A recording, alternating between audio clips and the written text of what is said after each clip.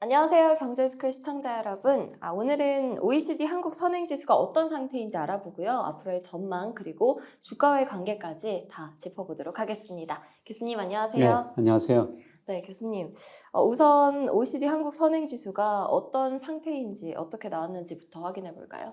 예, 우리가 주식시장에서 선행지수는 꼭 봐야 되는데요. 선행지수는 한국 선행지수 OECD도 발표하고 네. 통계청에서도 발표합니다. 예, 그런데 OECD가 먼저 발표하기 때문에 OECD 거를 꼭 보셔야 되는데요. 2021년 5월이 OECD 선행지수, 한국 선행지수가 정점이었었습니다. 예, 그리고 계속 떨어지다가 3월까지 떨어졌는데요. 4월에 약간 반등을 했어요. 아, 그래서 이제 4월 반등이 추세적인 반등인지 5월, 6월 데이터 나와야지 알고 있습니다만은 아마 제가 그 3월에 그 저점일 것이다 이런 말씀을 계속 드렸는데 아마 저점인 것 같습니다. 이 선행주가 주식시장에 중요한 이유는요. 2011년 5월, 6월 달에 우리 코스피가 3,300 갔었죠. 네. 예, 그때 그 낙관적인 전망이 많이 나왔었는데 선행지수가 꺾이고 앞으로 경기 나빠진다 그런 신호를 보내고 코스피도 3,300에서 뭐 작년에 2,135까지 그렇게 떨어졌거든요. 그래서 우리가 주식시장에 계시는 분들은 현재 경기는 필요 없어요. 네. 앞으로 경기가 어떻게 될 것인가. 특히 선행지수가 꺾이는 시점에서는 주식 비중을 좀 많이 낮추시거나 그 다음에 아니면 조금 쉬시는 게 낫습니다. 주식 아, 쉬기는 쉽지 않은 건데요. 네. 그리고 이 저점에서는 이제 주가가 좀 선행하는데 OECD 선행지수나 한국 선행지수가 오르는 거 보더라도 이 주식은 또 무릎 정도에서는 살 수가 있는 거거든요. 그래서 선행지수를 꼭 보셔야 될 것 같습니다. 네. 이 선행지수를 통해서 앞으로의 주가를 가늠할 수가 있으니까 꺾이는 신호가 보이면 주식 비중을 줄이거나 쉬는 것이 좋은 방법이다라는 점까지 이야기해 주셨습니다. 그러면 이 OECD 선행지수가 나왔는데 세부적인 항목이 어떻게 되는지가 또 궁금해요. 예, 선행지수 구성할 때 보통 6개, 7개 지표라는데요. 이번 선행지수 이제 구성할 때 비중, 가중치, 이런 네. 것들이 조금 다르거든요. 그런데 그 선행지수가 이번에 오른 거는 아마 주가 영향이 컸던 것 같습니다. 우리 코스피가 작년 9월에 2135까지 떨어졌다가 4월에는 월 중이었지만 2570 정도까지 올라갔거든요. 네. 그래서 아마 주가 영향이 가장 컸을 것 같고요. 두 번째로 장단기 금리 차가 여기에 들어가거든요. 음. 그런데 선행지수 구성할 때 장단기 금리 차가 통계청에서는 10년짜리하고 아마 1년 콜금리 차이하고 콜금리 차이하고 할 텐데요. 네. 일일물. 저는 장단기 금리 차 할 때 10년하고 1년 국고채 수익률 차이 가지고 전망하는데요. OEC도 아마 콜금리 사용할 것 같습니다.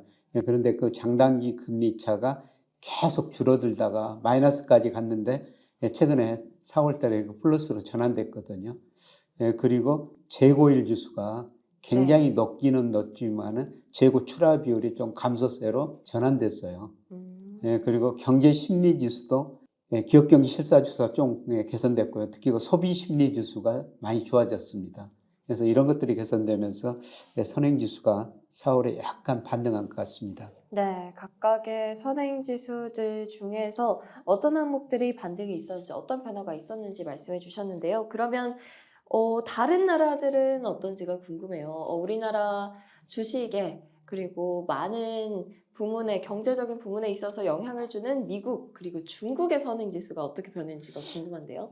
우선 이번에 중국 선행지수가 제일 빨리 저점을 쳤어요. 네. 그래서 2022년 작년 8월에 저점 이후 지금 계속 올라가고 있습니다. 음. 그래서 올해 그 경제 전망 보면은 다른 나라 경제 성장률은 다 낮아지는데 중국 경제는 대부분 다 높게 전망하고 있어요.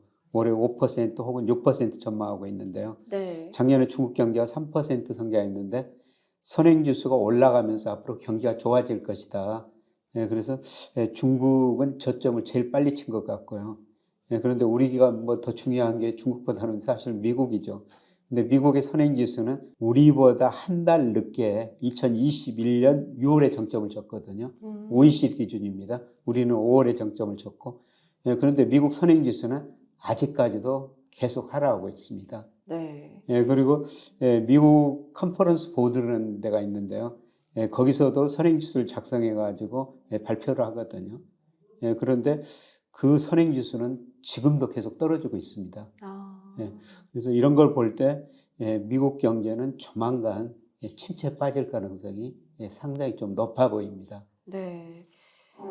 미국의 선행지수를 통해서 조만간 미국이 경기 침체에 도달할 것이다라는 거를 확인을 할 수가 있는데요. 그렇다면 이 한국의 선행지수, 지금 OECD 선행지수를 이야기를 해주셨는데 통계청에서도 발표한다고 아까 얘기를 하셨어요. 예, 이 통계청 선행지수와의 관계는 어떻게 될까요? 예, 제가 그 그림에 그려놨으면 우리 통계청에서는 선행지수 순환 변동치라고 쓰고 있고요. 네. 예, 그냥 OECD는 선행지수라고 쓰고 있는데 거의 그 같은 개념입니다. 예, 그런데 2000년 이후로 제가 통계 분석을 해보니까 OECD 선행지수가 우리 통계청의 선행지수 변동, 순환 변동치에 한 1개월 정도 선행해요. 예, 그리고 2014년 이후 최근 10년간은 2개월 정도 선행해 왔는데요. 상관계수는 0.9에 가깝거든요. 거의 뭐 비슷한 예, 거의 흐름이네요. 같은 방향으로 움직인다는 건데요. 그래서 OECD 선행지수가 3월에 저점을 쳤을 것이다. 이렇게 말씀을 드리는데 이걸 보면은 뭐 1개월 선행성을 고려하면은 우리 선행지수, 통계청의 선행지수는 이달 5월 말에 발표가 되는데요. 4월께 발표가 되거든요. 네. 예, 제가 그 3월이 저점이었을 것이다. 근데 OECD가 과거에 1개월 선행했으니까 이거로 보면은 아마 4월이 저점일 수도 있어요. 그런데 중요한 거는 3월 아니면 4월이 저점이었을 것이다. 이렇게 좀 볼 수가 있습니다. 네. 예, 참고로 그 선행지수 순환변동치 볼 때요.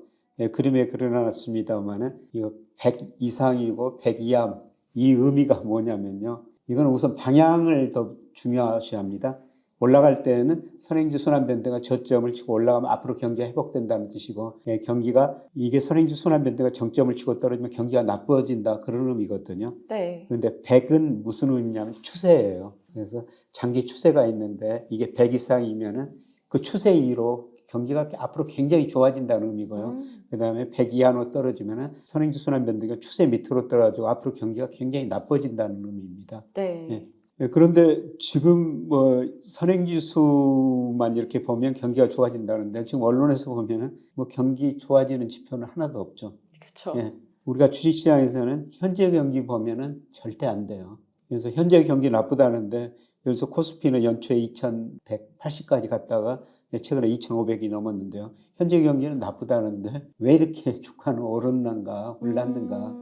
이게 선행지수를 보면은 그 의미를 찾을 수가 있다는 겁니다. 네. 주식시장에서는요, 뭐 현재 경기, 뭐 수출이 늘었다, 산업 생산이 늘었다, 줄었다 그런 것보다는 적어도 그 선행지수 하나만 보시면은 주식시장에서는 아까 그 주가 방향을 전망하는데 큰 도움을 받을 수가 있을 것 같습니다. 네, 결국 3월에서 4월이 저점으로 예상이 된다라고 이야기를 해주신 거고요.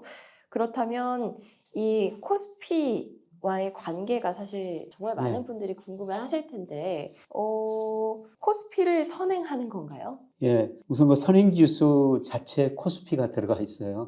네. 그래서 대체적으로 같은 방향으로 움직일 수밖에 없는데, 그러나 정점에서는 같이 움직였는데요. 네. 그래서 우리나라 통계청 선행지수 순환변동치가 2021년 6월이 정점이었었어요.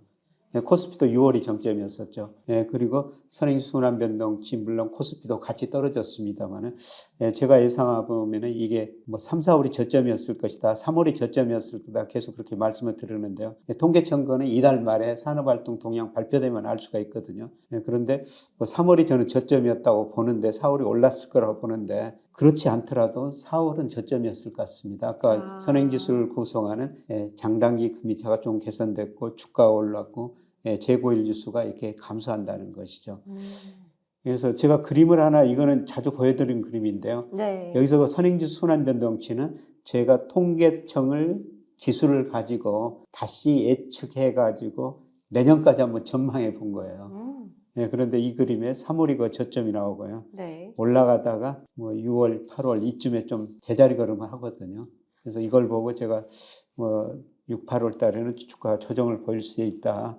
그렇게 보는데 이 내년에는 계속 그 상승거로 나오고 있거든요. 네. 그래서 이런 의미에서 보면은 저는 뭐 이미 그 주식을 연초에 샀으면 더 좋고 이번 조정이 올 텐데 네. 조정을 거치더라도 뭐 2200 연초 수준까지는 안 갈 것 같고요. 뭐 조금 더 떨어질 것 같습니다만은 이런 거 선행지수를 보면은 앞으로 그 주가가 조정받을 때 주식 비중을 서서히 늘려가시는 게 좋을 것 같습니다. 6월에서 8월까지 지금 예상치, 그러니까 전망치를 봤을 때는 주가가 조정받을 가능성이 있기 때문에 이 시기 잘 대비를 해놓으시는 게 좋을 것 같다라는 생각이 들고요. 그렇다면 각 업종별로는 어떤지가 좀 궁금합니다. 사실 뭐 코스피와의 관계도 궁금하실 테지만 그 세부 항목도 또 궁금하잖아요. 예, 제가 코스피 업종별 올해 들어서 주가 상승률 그려놓은 건데요. 제가 이거는 올 말 기준으로 체크하기 때문에 네. 4월 말 기준이에요. 4월 말까지 우리 코스피가 전년 말에 비해서 한 12% 올랐거든요.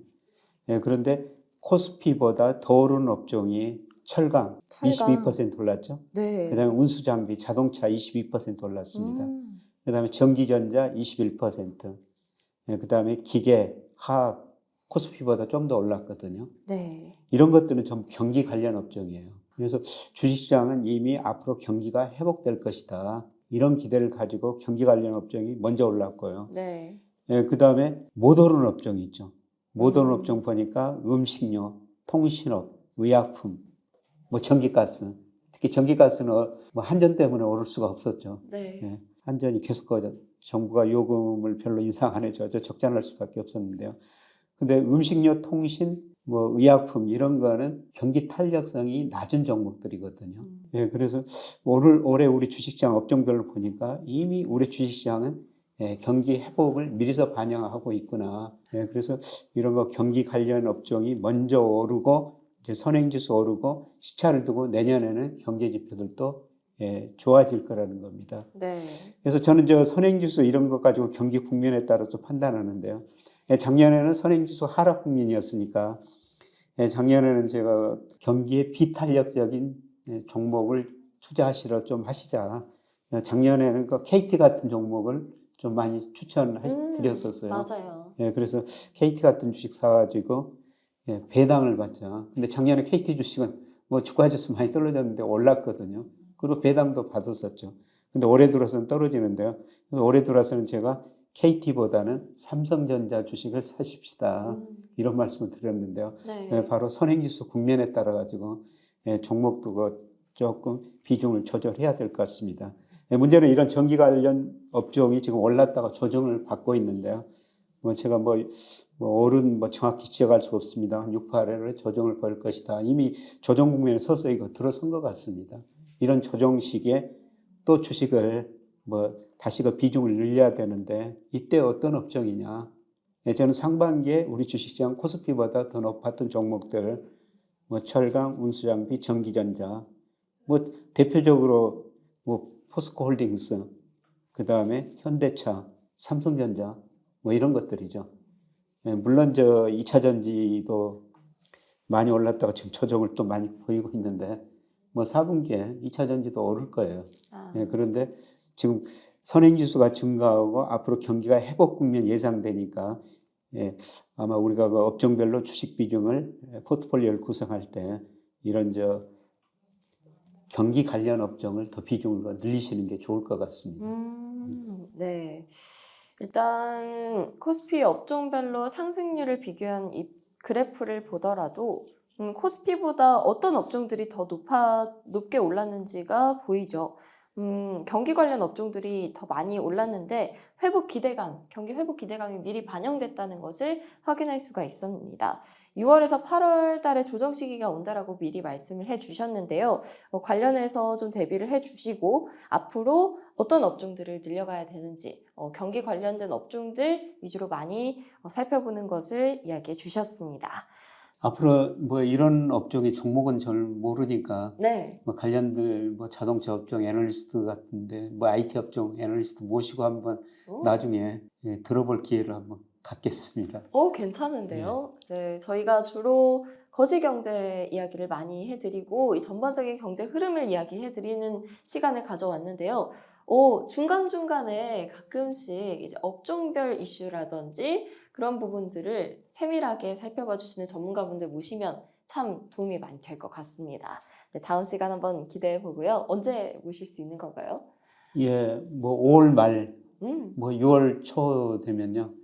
뭐 IT, 그다음에 자동차, 뭐 이런 애널리스트 한번 모시고 그런 거 좋습니다. 업종 산업에 대해서 견해를 한번 들어보고 싶고요. 네. 그다음에 앞으로 좋은 업종이 제가 이런 걸 큰 거시적 측면에서 그 업종이 좋다고 생각하면은 그 업종에 유명한 애널리스트 모셔가지고 한번 좋은 소식 한번 전해드리고 싶습니다. 네, 곧 이제 관련된 애널리스트 분들 모시고 저희가 어떤 도움을 드릴 수 있지 고민해서 적절한 질문들 드리면서 고민거리들 그리고 궁금한 점들 많이 해결해 드리도록 하겠습니다.